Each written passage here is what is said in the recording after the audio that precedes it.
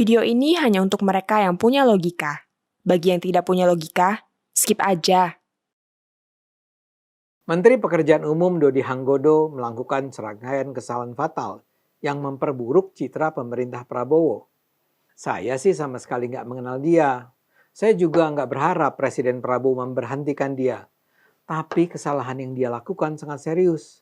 Dan Presiden karenanya harus menegur dia agar korban tidak terus berjatuhan. Semua ini bermula dari selembar surat dinas Jenderal Kementerian PU tertanggal 29 Juni 2026. Isinya daftar delegasi resmi untuk menghadiri forum PBB di New York, High Level Meeting on the Midterm Review of the New Urban Agenda, yang berlangsung 13-19 Juli 2026. Yang jadi soal bukan agendanya, yang jadi soal adalah siapa saja yang tercatat namanya di daftar itu.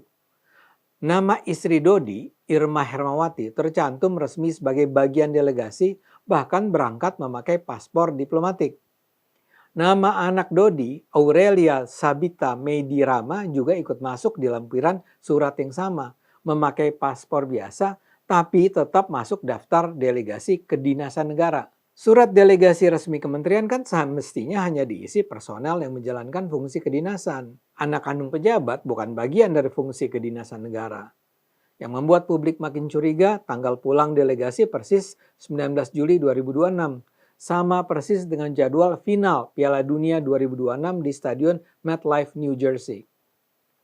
Jarak MetLife ke New York sangat dekat, sehingga netizen pun membaca pada tanggal itu Menteri Sekeluarga akan menyaksikan pertandingan Argentina dan Spanyol dan kemudian langsung pulang ke Indonesia. Komentar-komentar keras pun bertebaran di dunia maya. Netizen menuduh dinas PBB cuma kedok, sementara tujuan aslinya adalah wisata keluarga menyaksikan Piala Dunia. Sekretaris Jenderal Kementerian PU, Apri Artoto, buru-buru turun tangan meredam kehebohan ini. Apri menegaskan surat itu bukan persetujuan perjalanan dinas, hanya syarat administrasi visa. Ia mengklaim tidak ada penggunaan APBN untuk pembiayaan anggota keluarga ataupun kepentingan pribadi. Yang patut dicatat, kementerian cuma membantah soal sumber dana, bukan soal keikutsertaan istri dan anak di dalam surat. Aturan resminya jelas. Peraturan Menteri Keuangan memang mengizinkan pendamping istri atau suami pejabat. Syaratnya, acara di luar negeri itu mensyaratkan kehadiran pasangan dan harus seizin presiden. Tapi PMK yang sama tidak mengatur satu klausul pun soal anak kandung pejabat negara. Artinya, keikutsertaan Aurelia dalam surat dinas resmi tidak punya dasar hukum yang jelas.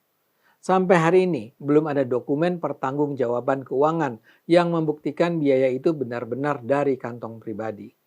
Yang ada baru bantahan lisan, bukan audit, bukan laporan keuangan yang bisa diperiksa publik. 7 hari setelah surat itu viral, Dodi pun akhirnya buka suara sendiri. Pada 8 Juli, dia mengatakan kunjungan ke Amerika batal. Ia mengaku lebih memilih meninjau jembatan Enang-Enang, jembatan swadaya warga di Benar Meriah. Tapi ada satu kalimat yang justru jadi bumerang, ramai dikutip ulang warganet. Dia bilang, lagian saya kan udah bolak-balik ke Amerika. Kalimat itu keluar seolah kunjungan dinas negara setara dengan jalan-jalan pribadi yang tinggal pilih mau berangkat atau tidak. Netizen pun bertanya, jika agenda PBB penting, kenapa gampang dibatalkan? Dan sebaliknya, kalau agenda itu tidak penting, kenapa juga nama anak dan istri sudah lebih dulu disiapkan ikut berangkat?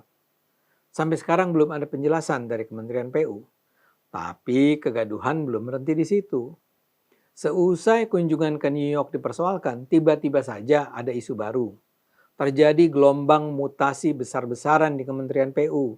Ini terjadi pada pertengahan Juli 2026, persis setelah surat dinas itu viral. Sumbersuara.com di internal Kementerian PU menyebut 114 pegawai disebut kena mutasi dan demosi sekaligus. 8 nama pejabat senior disebut secara spesifik oleh warganet lengkap dengan lokasi tujuan mutasinya. Lokasinya sangat beragam, ada yang ke Maluku, Maluku Utara, ke Papua Barat, ke NTT, ke Kalimantan Barat, dan juga ke Surabaya. Semua nama ini berasal dari 2 unit yang sama, Biro Perencanaan Anggaran dan Kerjasama Luar Negeri, serta Humas. Itu adalah unit-unit yang paling dekat dengan dokumen perjalanan dinas yang bocor. Bukan cuma dipindah, sejumlah pejabat eselon dilaporkan diturunkan jadi staf biasa alias non-job. Sebuah akun X menyebut bahwa yang dimutasi sudah bukan staf, tapi pejabat eselon yang langsung di-non-jobkan. Bahkan beredar kabar bahwa yang dimutasi justru pegawai-pegawai yang selama ini dinilai potensial dan berprestasi. Kecurigaan tak bisa dicegah. Dodi dianggap dengan sengaja menghukum para bawahannya yang dianggap bertanggung jawab atas menyebarnya surat dinas yang menghebohkan itu. Dodi sendiri sebenarnya sudah membantahnya. Ia berdalih mutasi adalah hal yang wajar mengingat pegawainya mencapai 38.600 orang.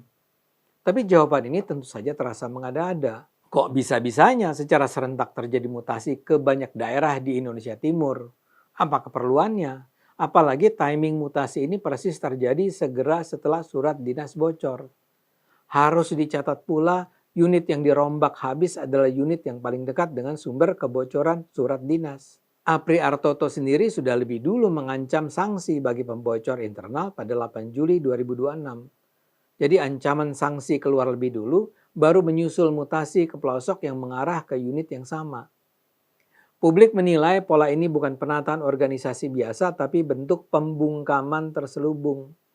Rangkaian faktanya berbaris rapi. Surat bocor, ancaman sanksi keluar, lalu unit yang sama dibersihkan lewat mutasi eselon. Karena itu tudingan publik meluas. Dodi bukan cuma dianggap menyalahgunakan fasilitas negara untuk keluarga, ia juga dianggap memakai wewenangnya untuk menyingkirkan siapapun yang berpotensi jadi ancaman buat dirinya. Belum selesai sampai di situ, nama Dodi kembali disorot soal pengangkatan kerabat. Aisyah Zakiyah yang disebut keponakan Dodi ternyata diangkat untuk mengisi rangkap 2 jabatan strategis sekaligus. Ia menjabat komisaris PT PP Persero Tbk sekaligus tenaga ahli Menteri PU. 3 skandal ini datang beruntun dalam hitungan minggu. Keluarga ikut dinas, mutasi janggal, keponakan rangkap jabatan. Dodi sendiri bukan baru jadi pejabat di Republik ini, sehingga dia seharusnya paham betul batas etika pejabat publik. Rekam jejak karir yang panjang membuat pola berulang ini sulit dibaca sebagai khilafan biasa. Semestinya begitu surat itu viral, langkah paling sederhana adalah secara transparan menunjukkan bukti pembiayaan pribadi, bukti mengapa dia harus ke New York, dan mengapa keluarganya harus ke kota yang sama. Yang terjadi kan malah sebaliknya, bantahan lisan tanpa bukti sambil pelan-pelan menyingkirkan orang-orang yang berpotensi membongkar lebih jauh. 3 pertanyaan sederhana masih menggantung sampai hari ini. 8 pejabat sekaligus dimutasi ke pelosok negeri tepat setelah surat itu bocor. Level yang dinonjobkan bukan staf biasa tapi pejabat eselon, jauh dari sekedar rotasi rutin. Dan sampai sekarang belum ada satupun dokumen resmi yang membuktikan biaya keluarga benar-benar dari kantong pribadi. 3 hal itu yang sekaligus berhak ditagih publik dari Dodi. Transparansi anggaran, kejelasan mutasi, dan kejujuran soal keponakan. Presiden perlu memberi perhatian pada kasus ini. Karena kalau menteri sendiri sudah sembarangan menggunakan uang negara, menghukum bawahan yang menjadi whistleblower, dan menempatkan keluarga pada jabatan-jabatan strategis, siapa lagi yang bisa dipercaya rakyat?